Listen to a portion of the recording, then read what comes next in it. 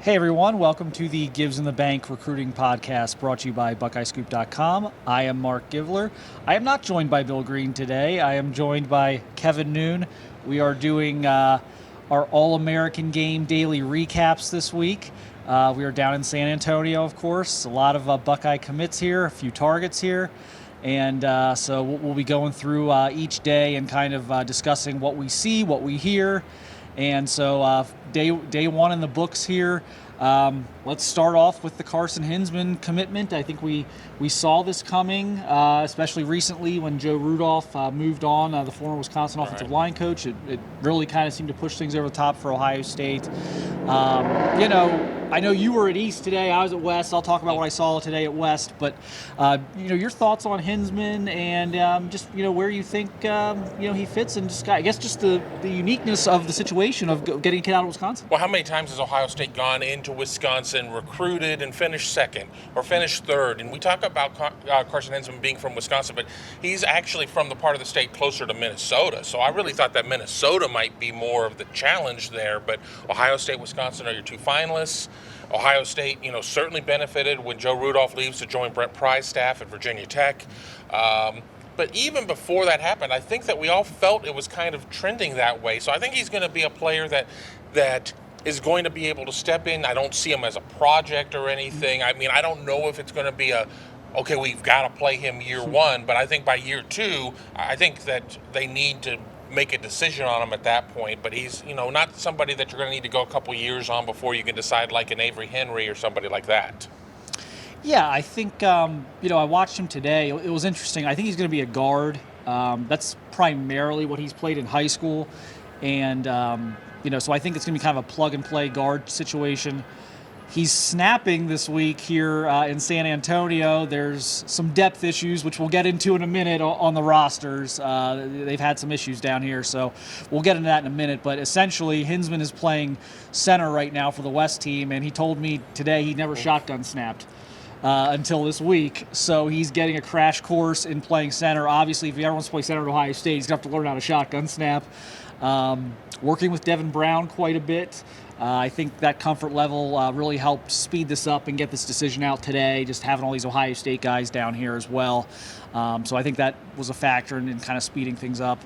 But yeah, as you mentioned, we started to feel good maybe the last couple months even where, he's not a game player. He's not much of a talker either, but he just kind of kept finding his way back to Columbus for visits. And, you just kind of got to watch what these guys are doing and, especially the ones who aren't big talkers. And it's like, well, that's not a convenient trip, from where he's at up in Wisconsin to get down to Columbus. So the fact that he continued to come back, I think, was telling today.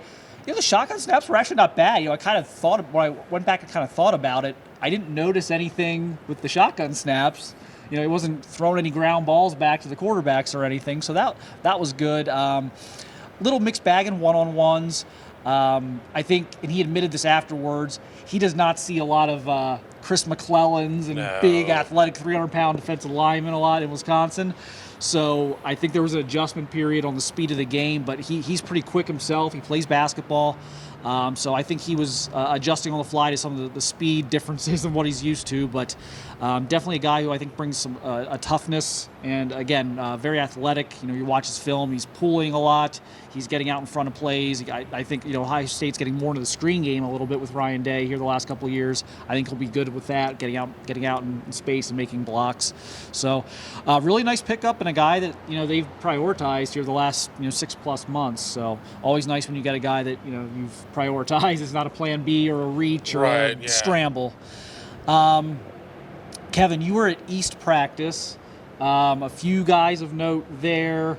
Kojo Antwi you spoke with. How did he look today? And just kind of your general thoughts on him from today and talking to him. Anything that was thrown within the catch radius, he caught. I mean, he is sure-handed, looked good, did a lot of stuff out of the slot in terms of the practice. One of the tricky things is everybody on the back of their jersey had their region. So I was like, why are all these guys named East? Oh, wait. So I had to figure. It took me 5-10 minutes to figure out. Okay, he's number 11, and we have some footage of him, and we'll be running it through the week here on Buckeye Scoop. Just really fundamentally sound looking guy. And I mean, again, I understand that we're looking at day one of practice. I mean, kind of a mix up of guys from all over the country, and we're just trying to figure out how to be able to get the right guys in the right spots. But I was very impressed, and I think that Coach Joe Antwi, for being a four-star type of guy, maybe the one who's being slept on the most in terms of the receivers in this class, because everybody talks about Keon Grays or talks about Caleb Burton or Caleb Brown. I get, all those names are so similar to each other. I get confused at times. I mean, Coach Antwi is the one with the unique name and the one that I think that might end up being the best of the bunch. And I got the opportunity to talk to him afterwards. He watched the Rose Bowl. He watched Jackson Smith and Jigba. And I was like, you were playing in the slot today at practice. I mean, JSN was in the slot. He's like, oh, yeah. I mean, I came away with he saw a glimpse into what his future could be. Yeah, I think I've always compared Keon Grays and his ascent to Jackson Smith and Jigba, though I don't particularly find them to be super similar players. I think Antwi is more like Smith and Jigba in his style of play. Yeah. And I watched him in the fall, and he's a guy who plays inside, can play outside as well, just like Smith and Jigba. Maybe more quick and physical than he is 4.3 40 guy. And I do think there's some similarities there, and it'll be interesting to kind of see how these receivers play out because they've got another great receiver class. So, another loaded room for Brian Hartline here the next year or two. And poor guy. Yeah, he just keeps lucking into these receivers apparently. Yeah, must be luck. We'll move on from Kojo. Jair Brown was out there. We'll get into that. Well, I'll let you get into that a little bit here. It sounded like you liked what you saw, and then we got some news just after practice. But right, he was very physical out there. There's a lot of yucking it up going on at times, but, I mean, he was all about just chucking his guy right there at the line of scrimmage, more physical than anybody else out there. Either he just thought it was funny or he was just more intense than everybody. He looked really good in the opportunities that I saw him out there, very competitive. You could hear him hooting and hollering. He did come off at one point. It looked like, they were stretching him out like maybe it was a cramp. Came out a second time, still wasn't sure, but he kept going back in. And then we learned after practice that he has a positive test for COVID, and he's not going to participate in the game. So we've seen the last of number 20 for this week, and, speedy recovery to Jair. I mean, I really wanted the opportunity to see him, but, that's kind of the day and age we live in right now. Yeah, and that'll kind of bring us into, and we'll briefly get back to the East practice in a minute, but that'll kind of bring us into something that's taken place this week. So they have been testing this week, and there are several guys out. I've heard upwards of 20. So we are still, as we stand here after the first day, trying to piece together what these rosters are actually going to look like by the end of the week. Hero Canoe did not participate today. These guys are here, or most of them are. I don't think Caleb Burton actually made the trip. I don't know if that had anything to do with. I haven't seen any evidence that he's been here. But Caleb Brown was not participating today, and so we may not see them the rest of the week. So that's going to bring up a question. And I wish we had a better answer for you today as we're recording this. We might, by later tonight, we may have a better answer than this. But we're still trying to figure out what this is going to mean for Hero Canoe's announcement on Saturday, because if they're holding him out, I don't know that they're going to allow him to be in the stadium on Saturday unless he pops. He may have to do something like on webcam, record it or something. Or pop a negative or something here in the next few days. It's kind of bizarre. The protocol's been a little weird, all to say over the place. We won't get too much into that. Not much value in that, but it's been a little strange how this has been handled, I think, as far as testing and things like that. But so Hero not there today. We're going to continue to work on an update on that and see what that means for his announcement on Saturday. I am told that he has signed with his school of choice, so I don't think it's a thing of if he can't announce Saturday that it throws his recruiting process into chaos or anything like that. I think it's been decided, it's over, and now it's just a matter of, okay, how is he going to be able to announce this? So back to East practice. Tegra Shabola was there. He's playing this week. You've seen a lot of Tegra. thoughts on him today? I know the linemen, with the West, they did a little more, I think it sounds like, than the East, but it doesn't sound like there was a lot to go. No, there was a lot of standing around. It looked like, for whatever reason. I did see him line up inside a couple times. I mean, he looked good. I mean, he was out there with the ones. I mean, he was always in the group that was getting the first reps. He looked like he was very much dialed in. I mean, but again, it was not we didn't have a ton of one-on-ones. We didn't have a lot of opportunity to see things of that nature. So I don't know what to make of just in the small capsule that is today, but just the body of work that I've seen out of Tegra. I've always really been impressed with his game. I think he's a player that maybe is getting slept on a little bit. It can be hard in practice week to judge the linemen, offensive and defensive linemen. Just depends what the different coaches do as far as how physical they want practice to be, how many one-on-one reps they want to do. I'm going to step out for a second. Yep. By Saturday, you generally get a better idea of where these guys are at. The full pads are on. There's no more messing around. Instincts kick in. So we'll probably get a better look at Tegra on Saturday.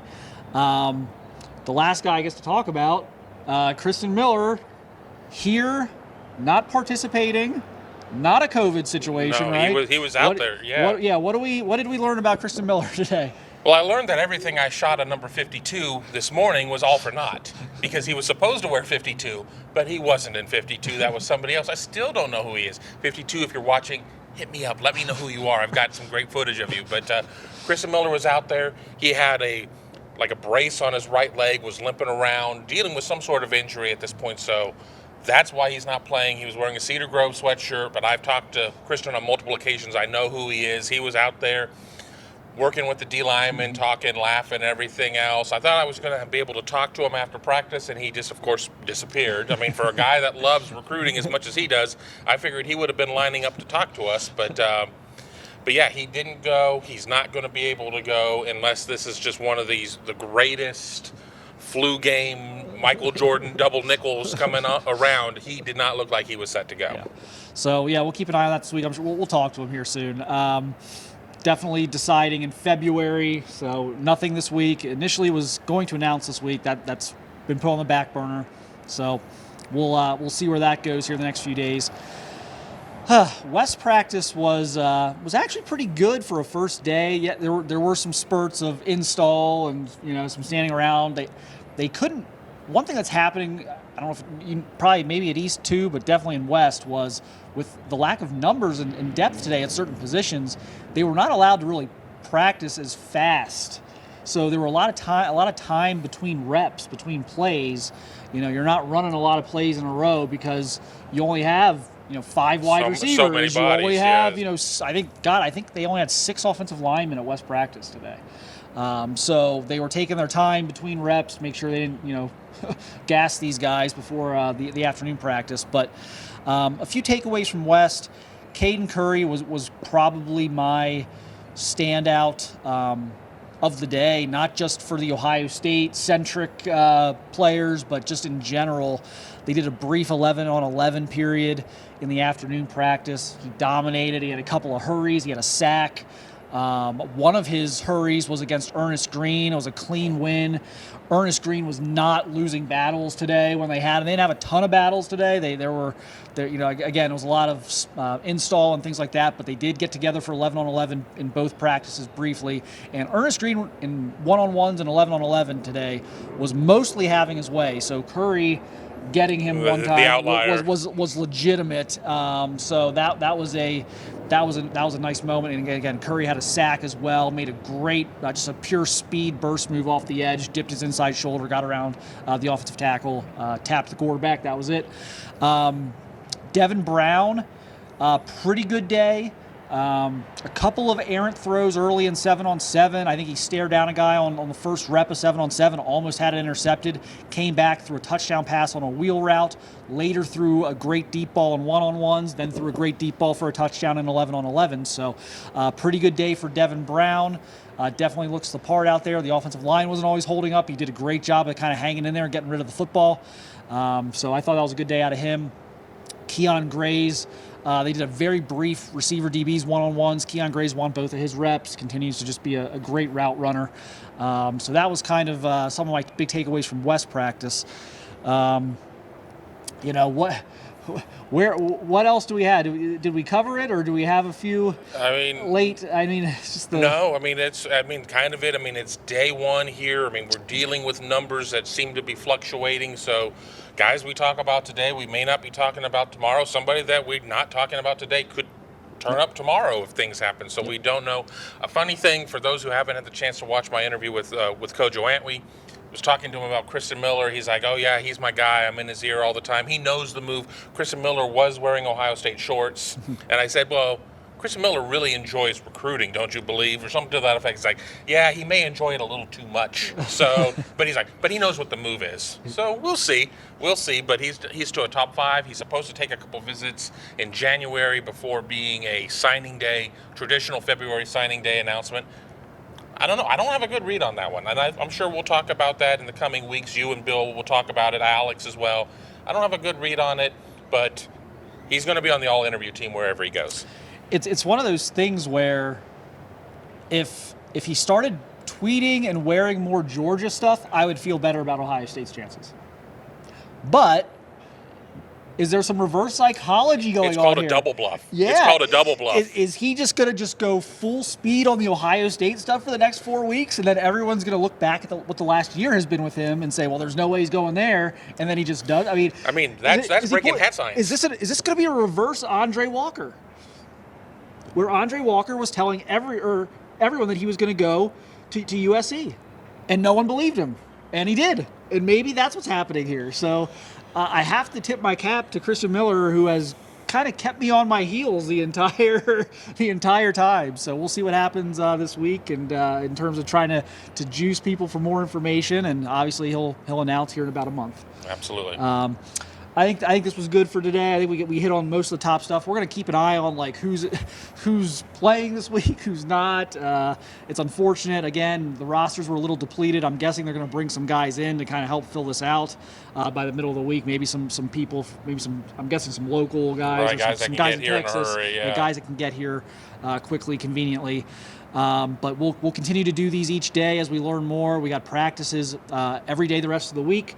There's also an underclassmen combine on Friday, which we're going to get a list for here at some point this week. So we'll probably preview that a little bit on one of the episodes, and then we'll recap it at some point as well for you guys.